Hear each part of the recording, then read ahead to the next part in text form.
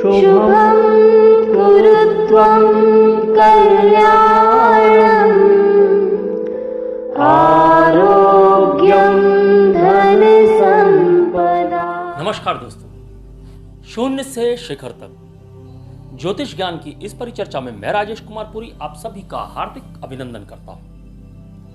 दोस्तों, हम लोग ज्योतिष शास्त्र पढ़ रहे हैं और ज्योतिष शास्त्र को पढ़ने की इस श्रृंखला में हम लोग भावों को, राशियों को और नक्षत्रों को क्रमशः पढ़ रहे हैं। क्रमशः इसलिए ताकि एक दूसरे से जोड़कर जो हम सामंजस्यता स्थापित करते हैं वह बनी रहे। राशियों में अभी तक हमने कन्या राशि तक पढ़ लिया है और भावों में हम तृतीय भाव को पूर्ण विस्तारित रूप से समझ चुके हैं। और नक्षत्रों में भी हमने 15 नक्षत्रों का विस्तार से अध्ययन कर लिया है, यानी कि स्वाति नक्षत्र तक हम पूर्ण रूप से पढ़ चुके हैं।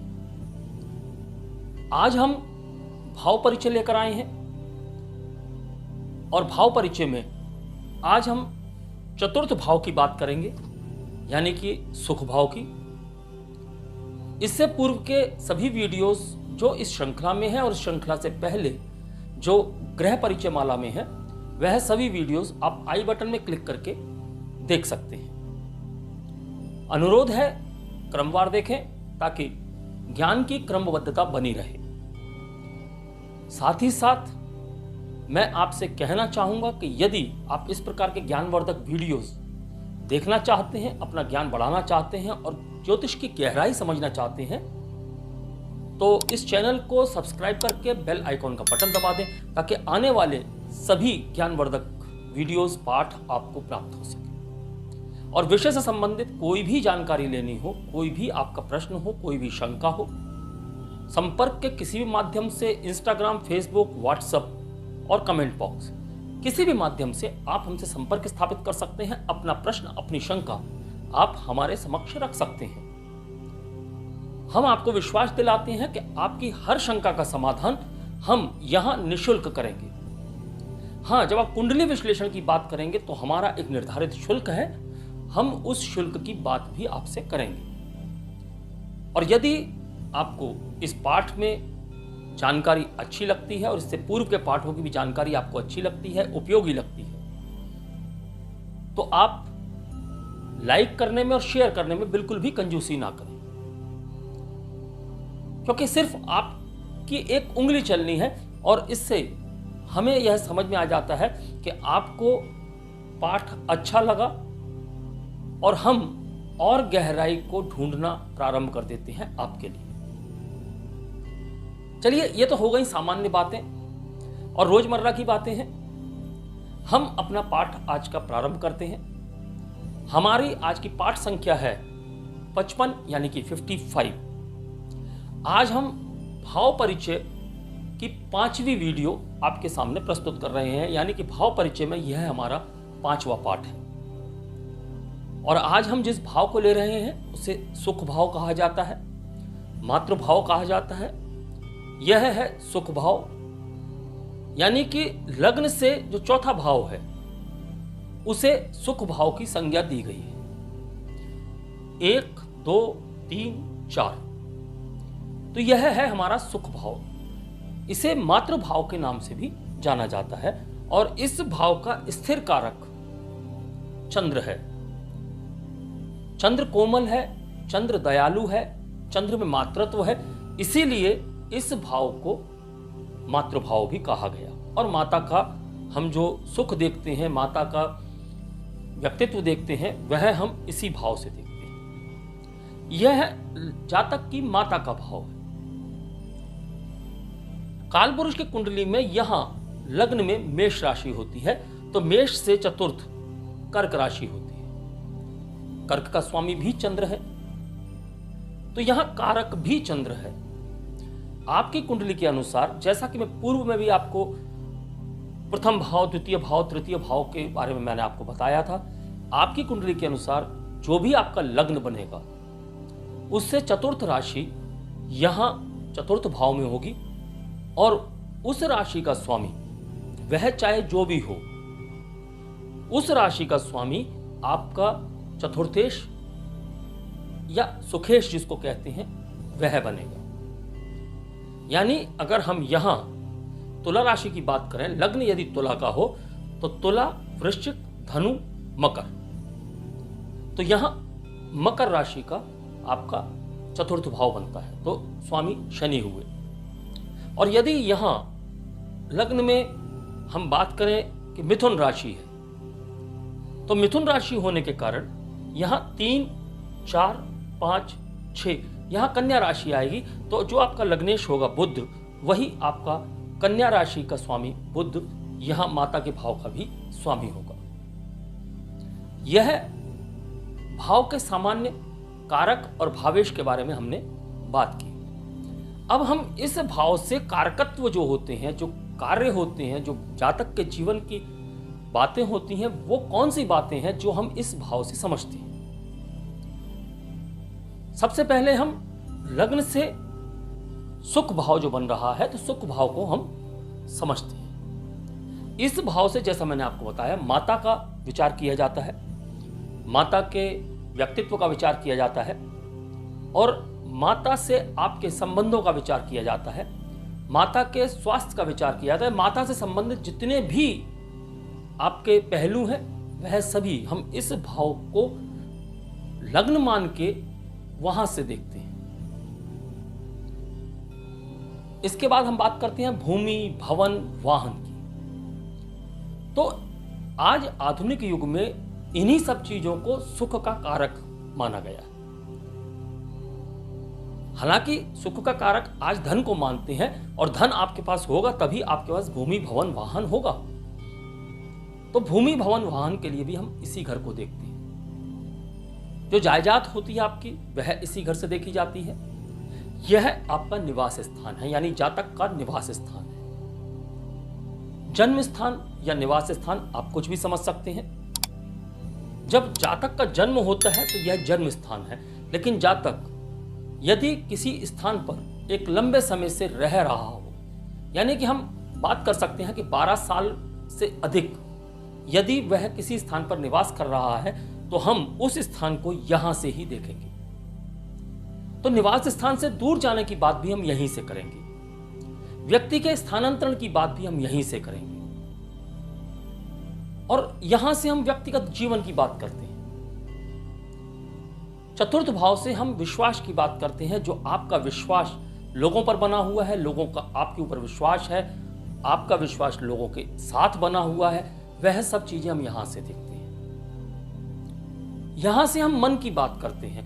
चंद्र मन का कारक भी है, तो यहां से हम मन की बात करते हैं। तो मन में होने वाली जो भी घटनाएं हैं, विचलन है या उसका मजबूत होना है, वह सब जो मन से संबंधित बातें हैं, हम चतुर्थ भाव से ही समझते हैं। अब आपके ऊपर कोई आरोप लगता है, आप किसी स्कैंडल में फंस जाते हैं, तो आपको दुख होता है। तो दुख कहां होता है? दुख मन में होता है। तो मन की बात, सुख की बात, दुख की बात, वह सभी चतुर्थ भाव से जुड़ी हुई है। हम यहां राज्य की बात करते हैं। राज्य यानी कि पद आपको किस प्रकार का प्राप्त होने वाला है, हम उसकी बात करते हैं। यहां हम जल की बात करते हैं। चंद्रमा जल का कारक है। विश्व के सभी जलों का कारक, मुख्य कारक चंद्रमा है। और जो हम दूसरे जलों की बात करते हैं, अप्राकृतिक रूप से जो बनाए गए हैं, तालाब, आपके स्विमिंग पूल, अन्य प्रकार के जलों को हम शुक्र से देखते हैं। तो यहां विश्व के सभी जलों की बात होती है। मनुष्य के अंदर जो जलीय तत्व हैं, उनकी बात होती है। तो हम चंद्र को देखते हैं, और चंद्र जल का कारक है। तो यहां से हम जल की बात कर सकते हैं, जलीय स्थानों की बात कर सकते हैं। चूंकि हमने भूमि, भवन, वाहन की बात की, तो हम रियल एस्टेट की बात कर सकते हैं। यदि आपका जो व्यवसाय है वो रियल एस्टेट से जुड़ा हुआ है, तो हम यहां से उसे भी समझ सकते हैं। हमारी शिक्षा, जो हम शिक्षा प्राप्त करते हैं, प्रारंभिक रूप से प्राप्त करते हैं, वह प्रारंभिक शिक्षा हम चतुर्थ भाव से देखते हैं। हाँ, हमारे शास्त्रों में पंचम भाव को ज्ञान का भाव बताया गया है, लेकिन पंचम भाव वेदों से जुड़ा हुआ है, वैदिक ज्ञान से जुड़ा हुआ है। और जब हमारा यह विज्ञान ज्योतिष विज्ञान प्रारंभ हुआ था, उस समय पर पंचम भाव से ही शिक्षा दी जाती थी, क्योंकि वहां जो ज्ञान था वह वैदिक था, वेदों का था, शास्त्रों का था, मंत्रों का था, यानी सब कुछ आध्यात्मिक था। तो हम आज की जो आधुनिक शिक्षा है वह चतुर्थ स्थान से देखते हैं, और साथ ही साथ शिक्षा के लिए जो वातावरण है उसकी उपयुक्तता हम चतुर्थ भाव से देखते हैं। क्योंकि चतुर्थ भाव से जैसे स्थान की बात हुई, इसी प्रकार चतुर्थ भाव से शिक्षा के स्थान की बात भी हो सकती है। शिक्षा का स्थान जहां हम पढ़ रहे हैं वहां माहौल कैसा है, वातावरण कैसा है। इस भाव से हम शिल्पकारिता की बात करते हैं। शिल्पकारिता यानी कि आप कला की बात करते हैं, जो वह शिल्पकारिता इस भाव से बात करते हैं। हम इस भाव से साज सज्जा की बात करते हैं, घर की सजावट, आपकी सजावट, सभी सजावटों की बात हम यहां से करते हैं। तो जब हम विभिन्न पहलुओं की बात करते हैं तो विभिन्न पहलुओं के लिए कारक भी बदलते हैं। चंद्र यहां का स्थिर कारक है, तो हर परिस्थिति में चंद्र की स्थिति को तो देखना आवश्यक है। लेकिन साथ ही साथ जब हम भूमि की बात करते हैं तो मंगल को देखना आवश्यक है, भवन की बात करते हैं तो शनि को देखना आवश्यक है, वाहन की बात करते हैं तो शुक्र को देखना आवश्यक है। तो ये कारक हैं। भूमि का कारक मंगल है, भवन का कारक शनि है, क्योंकि उसके अंदर जब सीमेंट लग गया, लोहा लग गया, सब कुछ लग गया, तो भवन का कारक ग्रह जो है वो शनि बन गया। और जब हम वाहन की बात करते हैं तो वाहन यानी सुख की बात कर रहे हैं, हम उस सुख की बात कर रहे हैं चर है, चलता है, अचल संपत्ति है, तो वहां हम शुक्र की बात करते हैं। साज सज्जा के लिए हम शुक्र की बात करते हैं, शिल्पकारिता के लिए हम शुक्र की बात करते हैं। तो यहां हमको समझना होगा। अब इन सब चीजों को समझने के लिए हमको करना क्या है। यदि सुखेश आपका लग्न में हो और या फिर लग्नेश सुख में हो तो इसे हम अच्छी स्थिति मानते हैं। अगर साथ में ही यदि शुभ ग्रहों की दृष्टि सुखेश पे, लग्नेश पे पड़ जाती है या सुख भाव पे पड़ जाती है, यानी भाव, भावेश और कारक, यह सभी अगर शुभ दृष्टियों में हो, शुभ स्थानों पर हो, तो व्यक्ति को उच्च पद की प्राप्ति होती है। यानी हम यहां राज्य की बात भी कर सकते हैं। राज्य यानी कि उच्च पद, और उच्च में भी कई बार हम सर्वोच्च पद की बात करते हैं। यदि गुरु और बुध से संबंध हो और दृष्टि संबंध भी अच्छा हो तो हम अच्छी शिक्षा की बात कर सकते हैं। यदि सुखेश मंगल के साथ हो या मंगल से दृष्ट हो और मंगल शुभ अवस्था में हो, प्राकृतिक रूप से, नैसर्गिक रूप से मंगल एक क्रूर ग्रह है। आपकी कुंडली में मंगल यदि शुभ स्थानों का स्वामी होकर सुखेश के साथ युति बनाता है या दृष्टि संबंध बनाता है, तो ऐसी स्थिति में आपको इसकी यानी मंगल और सुखेश की दशा अंतरदशा में भवन की प्राप्ति होती है, प्रॉपर्टी की प्राप्ति होती है, आप प्रॉपर्टी खरीदते हैं। और यदि यह दृष्टि संबंध अशुभ बनता हो तो आपकी प्रॉपर्टी का नुकसान होता है, आपकी संपत्ति का नुकसान होता है। अब यदि शनि यहां पर स्थापित हो जाए तो शनि धन संचय करवाता है, व्यक्ति के अंदर मित व्ययिता उत्पन्न करता है, यानी कि व्यक्ति खर्च करने के मामले में कंजूस हो सकता है और धन को इकट्ठा करने वाला हो सकता है। अचल संपत्ति को हम यहीं से देखते हैं। अचल संपत्ति के लिए हम चतुर्थेश का शनि और मंगल या चतुर्थ भाव का शनि और मंगल के साथ में अगर शुभ दृष्टि संबंध हो तो हम अच्छी प्रॉपर्टी मानते हैं, और अशुभ दृष्टि संबंध हो तो हम अपनी खुद के प्रॉपर्टी का भी नुकसान मानते हैं। कई बार व्यक्ति के जीवन में भवन नहीं बनता है, उसका कारण यहां चतुर्थेश या चतुर्थ भाव का अशुभ दृष्टियों से दृष्ट होना या अशुभ ग्रहों के साथ युत होना बन सकता है। यह एक कारण हो सकता है। हम पैतृक संपत्ति की बात यहां से करते हैं, हालांकि पैतृक संपत्ति की बात अष्टम से की जाती है, लेकिन हम यहां उस पैतृक संपत्ति की बात करते हैं जो आपके माता पिता के द्वारा अर्जित किया गया है। अष्टम से हम उस पैतृक संपत्ति की बात करते हैं जो हमारे माता पिता के एंसेस्टर्स यानी पुरखों की तरफ से प्राप्त हो रहा है। तो हम अष्टम से देखते हैं, यहाँ चतुर्थ से हम अपने माता पिता के द्वारा अर्जित धन संपत्ति से जो हमको मिलने वाला है हम उसकी बात कर सकते हैं। और जब हम वाहन की बात करते हैं तो शुक्र की स्थिति को देखना आवश्यक होता है। तो सुखेश के साथ शुक्र की युति, शुभ युति या दृष्टि, शुभ दृष्टि यदि संबंध बनाती हो तो व्यक्ति वाहन का मालिक होता है। और वाहन की जो क्वालिटी है वह हम इन ग्रहों के ऊपर पड़ने वाली दृष्टियों से भी समझते हैं। चतुर्थ भाव पर पड़ने वाली दृष्टियां और शुक्र की स्थिति बहुत अच्छी हो, हम बहुत अच्छे वाहन की बात कर सकते हैं। जब हम कुंडली में पूरा विश्लेषण करते हैं तो हर घर को, हर ग्रह को पूरा विश्लेषित करने के बाद ही कोई प्रेडिक्शन निकाला जाता है। तो यहां शुक्र की स्थिति को देखना आवश्यक है। अब हम शुभ और अशुभ की जब बात करते हैं तो यह अभी तक के पाठों में भी आप समझ गए होंगे, और वैसे भी सभी आज के युग में इतना ज्ञान सभी रखते हैं कि अशुभ भाव किसे कहा जाता है और दुख स्थान किन्हें कहा जाता है। तो 3, 6, 11 यह अशुभ स्थान है। इनके स्वामियों को अशुभ कहा जाता है, अशुभ नाथ कहा जाता है। अब उसमें भी 6, 8 और 12 इनके स्वामियों को दुखनाथ कहा जाता है। यह दुख स्थान है। तो ये जो ग्रह होते हैं जो इन भावों के स्वामी बनते हैं आपकी कुंडली में, वे अशुभ कहलाते हैं। अब ऐसी परिस्थितियों में भी अष्टम भाव का स्वामी और द्वादश भाव का स्वामी यानी आयु भाव का और व्यय भाव का स्वामी जो है वह अति विशिष्ट दुखनाथ कहलाएंगे। तो इन्हें हम ज्यादा अशुभ मानेंगे। इनकी दृष्टि यदि किसी स्थान पर, किसी भाव पर, किसी भावेश पर पड़ रही है तो उस भाव, उस भावेश और उस भाव से संबंधित जो भी कारकत्व हैं उनके अंदर हानि कहनी चाहिए। तो यहां हम इस चीज को समझ सकते हैं। अब अगर हम चतुर्थ भाव से बात करें तो हमारी वाहनों की बात हो गई, भूमि भवन की बात हो गई, सुख की बात हो गई, माता की बात हो गई।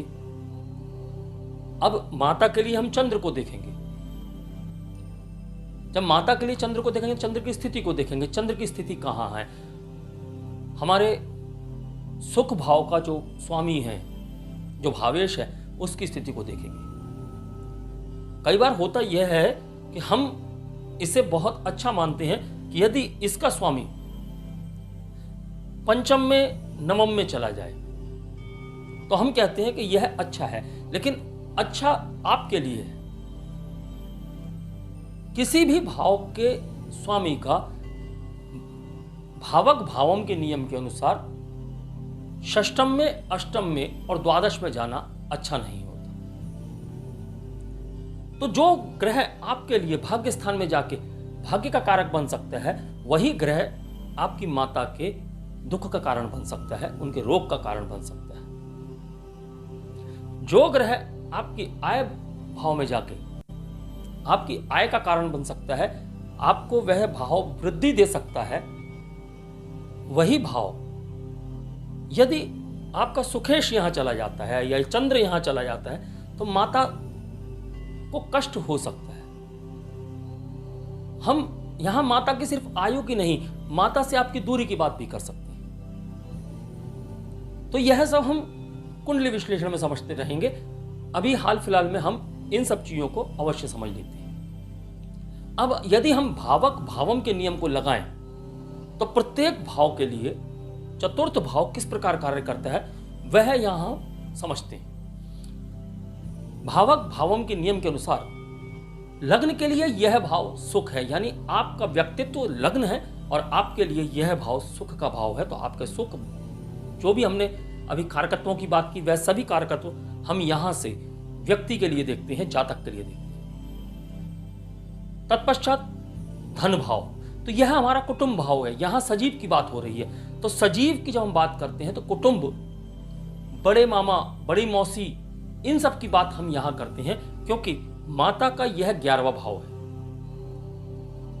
आप अपने जो भी संबंधी हैं उन सभी के संबंधियों को यहां से देख सकते हैं अपनी कुंडली से। तो यहां से मामा मौसी के लिए हम जब बात करेंगे तो उनके लिए पराक्रम भाव है यानी तृतीय भाव। तो वहां से हम उनके बल को समझ सकते हैं, उनके पराक्रम को समझ सकते हैं, उनके द्वारा अपने लिए जो कार्य किए जाने वाली क्षमता है वह हम यहां से समझ सकते हैं। अब हम आते हैं तृतीय भाव। तो तृतीय भाव जैसा कि आपको पता है छोटे भाई बहनों का भाव है। तो यहां से हम छोटे भाई बहनों को धन की स्थिति को देख सकते हैं, उनके बैंक बैलेंस को। हाँ, बैंक बैलेंस ऐसा पता नहीं चलेगा कि इसके अकाउंट में इतने लाख रुपए पड़े हुए हैं इतने, हाँ, लेकिन उनकी स्थिति अच्छी है या बुरी है यह आप यहां से समझ सकते हैं।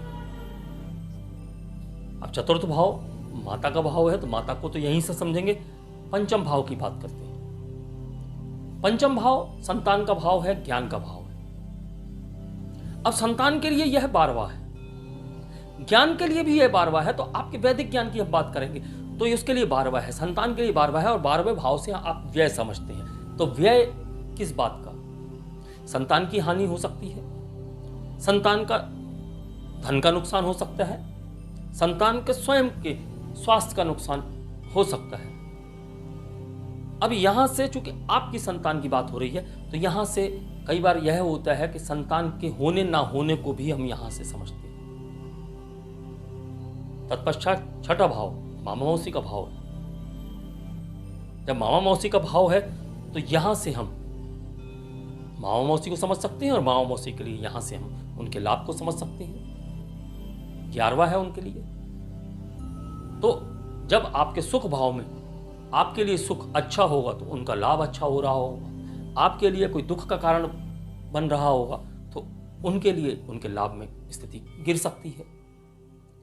तत्पश्चात हम जाया भाव की बात करते हैं। जाया भाव यानी पत्नी का भाव, सप्तम।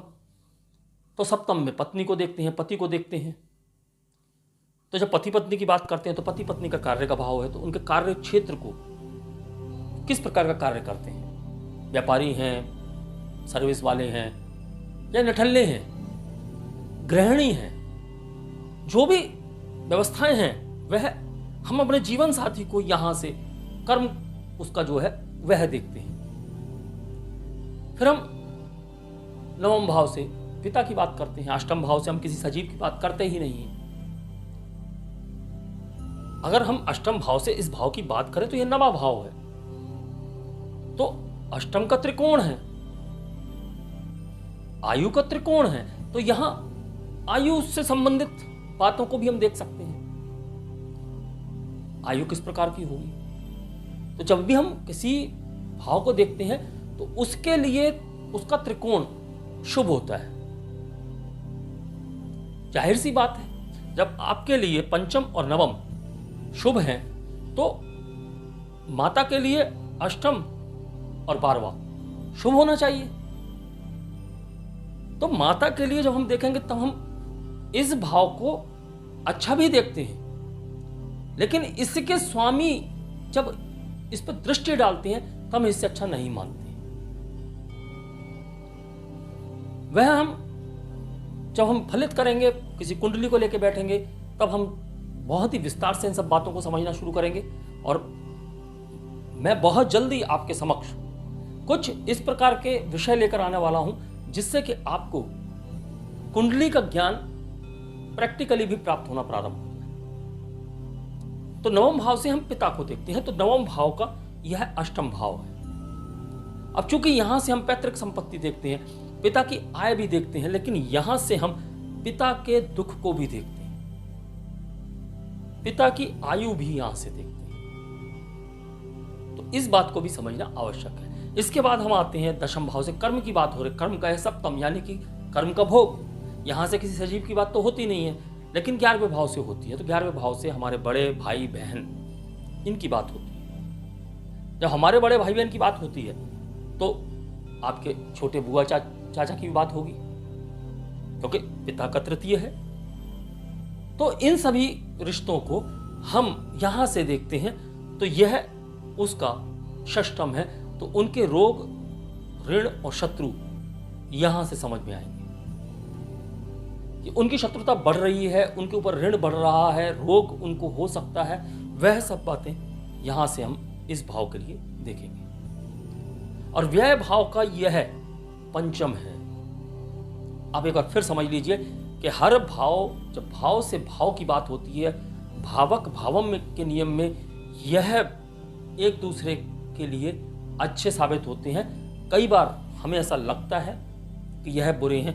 यह अगर आपस में जुड़ते हैं तो व्यक्ति को विदेश की यात्रा करवाते हैं, क्योंकि यह स्थान की बात हो रही है, यहां विदेश की बात होती है। तो स्थान और विदेश जब आपस में जुड़ते हैं तो जातक को विदेश में रहने का मौका मिलता है और लंबे समय तक रहने का मौका मिलता है, क्योंकि स्थान से स्थानांतरण की बात हम कर रहे हैं, स्थान से दूर होने की बात कर रहे हैं। तो यहां से हम इन बातों को भी समझ सकते हैं। तो चतुर्थ भाव से संबंधित हमने सभी बातों को समझ लिया है। फिर भी एक विशेष बात मैं कहना चाहूंगा कि यदि चतुर्थेश यानी सुकेश अपने ही भाव में हो, उच्च हो या स्वयं के नवांश में हो, यानी कि हम मान के चलते हैं कि यहां पर कन्या राशि है और यही जो कन्या राशि का स्वामी बुध है वह नवांश कुंडली में, नवांश पत्र का जो हम बनाते हैं उसके अंदर भी अपने ही भाव में हो तो उसका नवांश हो गया। या यहां हमने कहा कन्या राशि है तो कन्या राशि में बुध उच्च के होते हैं तो स्वग्रही हो गए। हम दूसरे ग्रह की बात कर लेते हैं। यहां मकर राशि बैठी हुई है तो यहां शनि है, तो शनि जो है तुला राशि में उच्च के होते हैं, तो मकर ये है, तो हम जब यहां से गिनना प्रारंभ करेंगे तो तुला ये है, तो तुला राशि में यदि शनि बैठ जाए तो लग्न में चले गए, तो लग्न चतुर्थीश का संबंध बन गया। और यदि यहां मंगल की राशि है, अष्टम है, यानी कि यह राशि जो है वृश्चिक राशि है, तो वृश्चिक राशि का स्वामी मंगल अपने उच्च घर में यानी कि मकर राशि में, तो मकर राशि में जाएगा तो यहां से जो हम गिनती करेंगे 8, 9, 10 यहां बैठ जाए तो उच्च का हो गया। अब कहने को छठा भाव है, मंगल के कारकत्वों की हानि होगी, लेकिन भाव के कारकत्व बढ़ जाएंगे, भाव का भाव बढ़ जाएगा। और यदि नवांश में भी स्वयं के हो यानी वृश्चिक की ही नवांश हो उसका तो फायदा और अधिक होगा। व्यक्ति को भूमि, भवन, वाहन का सुख उत्तम प्राप्त होता है। तो यह है हमारा चतुर्थ भाव यानी कि सुख भाव। उम्मीद है दी गई जानकारी आपको समझ में आई होगी। और यदि कोई संशय है, कोई शंका है, तो जैसा कि मैं पूर्व में कह चुका हूं, आप हमसे संपर्क करें, अपना प्रश्न हमारे समक्ष रखें और अपने प्रश्न का उत्तर निशुल्क लें। शर्त सिर्फ इतनी है कि आपका प्रश्न हमारे ज्ञान से संबंधित ही हो। इससे कोई फर्क नहीं पड़ता कि आप किस वीडियो में किस वीडियो का प्रश्न डालते हैं, लेकिन प्रश्न आपका स्पष्ट हो, ज्ञान से संबंधित हो, उसका उत्तर आपको अवश्य दिया जाएगा और निशुल्क दिया जाएगा। क्योंकि ज्ञान हम चाहते हैं कि लोगों के पास में गहराई का ज्ञान हो, ताकि उनको हर कोई मूर्ख ना बना सके। छोटी सी बात के लिए आपको बहुत ज्यादा अपने आप को परेशान करना पड़ता है। आप इतने परेशान पहले नहीं होते जितना आपको बाद में कर दिया जाता है। और यदि आपको गहराई पता है तो आपको मूर्ख बनाना आसान नहीं होगा। तो इसलिए मैं चाहता हूं कि आप अधिक से अधिक गहराई में उतरें और स्वयं से अध्ययन भी करें, ताकि आपको इस वेद का ज्ञान, क्योंकि वेदों का यह छठा अंग है, इस वेद का ज्ञान आपको बहुत बेहतरीन प्राप्त हो। अंत में पुनः एक बार कहना चाहूंगा कि यदि आपने चैनल सब्सक्राइब नहीं किया है तो इस गहराई को जानने के लिए चैनल को सब्सक्राइब करके बेल आइकन का बटन दबा दें, ताकि आने वाले वीडियोस आपको समय से प्राप्त हो सके। अगला वीडियो हमारा भाव परिचय में हम पंचम स्थान को लेंगे, लेकिन जो बिल्कुल अगला वीडियो है, अगला पाठ है, वह हमारा विशाखा नक्षत्र पर होगा। और हम विशाखा नक्षत्र के प्रथम अध्याय को पढ़ेंगे। तो तब तक के लिए मैं अपनी वाणी को विराम देना चाहूंगा।